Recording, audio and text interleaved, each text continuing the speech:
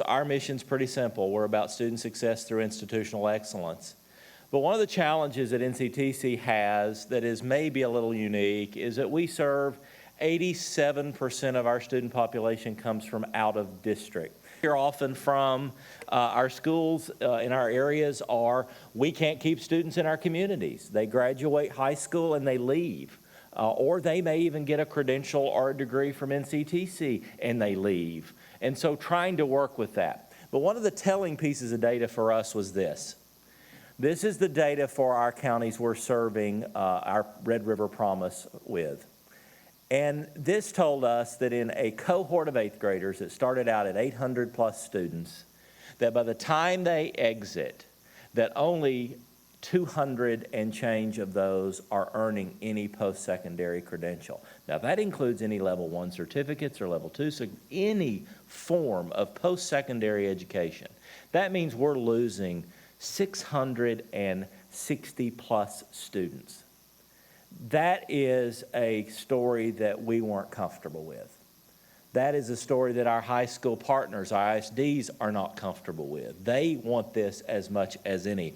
And so we took a look at the data and we said, okay, that's telling of where we are and where we need to go. But when you look at that cohort of 8th graders again, if you can change even some of that trajectory and bring them a credential where they say, wait a minute, I got that level 1 certificate in HVAC. So maybe I do have an opportunity to be a college student, because they often think college means academic first. It may for many of them, and it does for still most of our students at NCTC, but there are opportunities for students to succeed, and then we build the pipeline of talent for our communities in addition to our students. So what does it look like? Well, for us, the rural college approach had some really detailed characteristics, and those characteristics was, first of all, people need good jobs. Rural Texas today, intentionality was put on focusing on the regional economic development to mitigate. We have a lot of exit, but yet we have a lot of job opportunities that are there.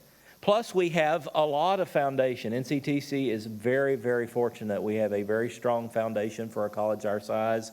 And we've increased that twofold over the last 6 years, our endowed scholarships. But yet, that only does so much. That can only provide so much. So our internal capacity was concerned.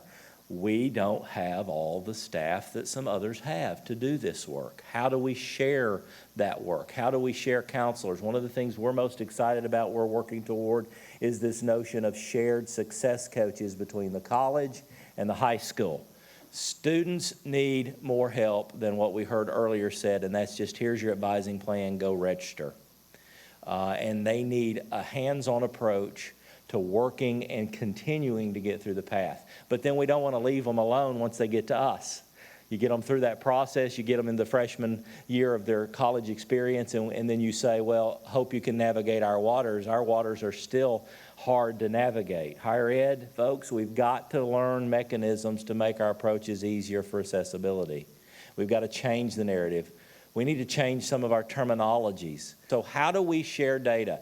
One of my most exciting parts of that, and we'll discuss in the next slide briefly, is the technology you've already heard about. The ability to share data for the first time between our ISD partners and our college to say, where are these students going? How are they succeeding post-high school? How are they succeeding even further? The excitement for us is to be able to partner with many of you that are in the room that have signed already with us as university partners to say, how do you do once you move on there? And that's exciting for us as well. Support and networking. We have provided training. Training's coming through much of the grant. Training is coming as colleges network on programming to make sure that we have a systems approach to what we're doing. And then I think we have a real demonstrated capability of correcting some policies that are just not healthy for rural Texas. I think that we need to demonstrate through this work a focus on honestly the next legislative session for the state of Texas. I think what you're seeing in here today is an example. Our president host today mentioned this in our smaller group. That is, we're all on the same mission. We all have the same goal. And the Texas legislature, in my opinion, has an affinity growing every day for this kind of work, where it's not NCTC versus Grayson versus TJC or versus their university, but one common mission that says we're all about student success. And we're going to start that with our high school partners, move it through the community college, and then make sure there's seamless transition also for our students to the universities. We have so many of you that have signed agreements to do promise with us from the universities, and for that we are all of our colleges are very grateful. The final thing I would highlight is that this work started with technology for NCTC ahead of promise. We had received a very healthy grant from the American Council on Education in April of this year that really helped us jumpstart this notion of working with Greenlight, et cetera, because this is something, and even Salesforce has been something we've used on the continuing ed side for quite a while. But, social equity and economic mobility are kind of what our driving force. Many of you are achieving the dream institutions. We are. We've been working diligently to bring about equity to our students. And this innovative process really empowers our high school and college-going students the opportunity to take control and ownership of their credentialing. And our first speaker spoke very eloquently to that.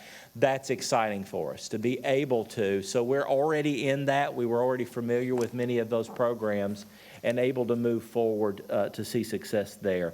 We're most proud of the person that has all the answers at NCTC, who is Barbara Stanley, our new director of Red River Promise. My name is Barbara Stanley. I am the director of the Red River Promise.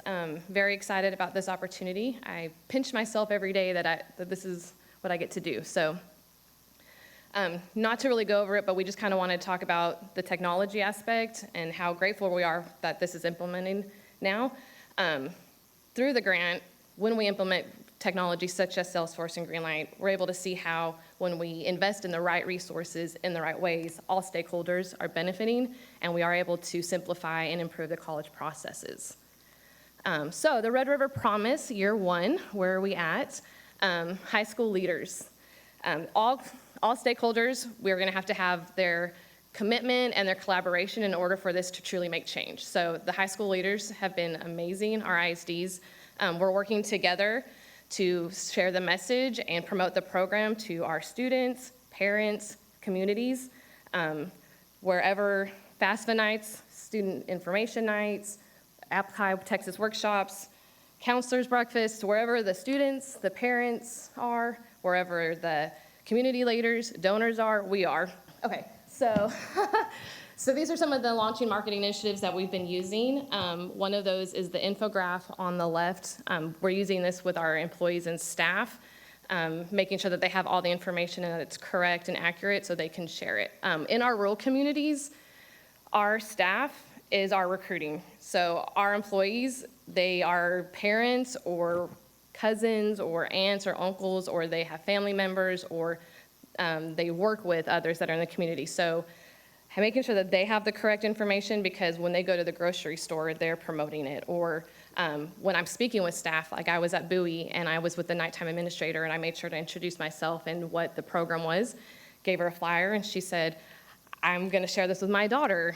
So making sure that our staff have it and making sure it's accessible both in all formats of communication.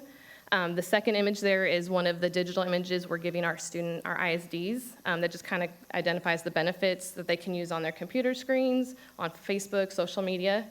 And then we're also, the last image, we're trying to use creative technology and media to reach all of the students and the audiences. So that's some of our Instagram social media. So again, just trying to use different formats and to reach our different audiences. So what's next for the Red River Promise? Busy, that's for sure. The Red River Promise, we're working on our official launch. That'll happen in January. Again, just to get all the community leaders and get the message out there. We're working with our university partnerships to solidify those and move forward. Informative presentations. Our students will go with their success coaches in March once they've pledged and begin that relationship before they even graduate and go on to the high school. With that success coach, they'll be able to help with the enrollment process as well. we're not going to get very far if we don't make sure to make this sustainable, which we're promoting that with all of the colleges as well in high schools, making sure that they understand that this isn't too good to be true, because that's kind of been something that has, I've always raised, if it's too good to be true, it probably isn't. So just making sure we speak on the sustainability and the purpose, and making sure that they know we're being responsible with the resources that are already available to those.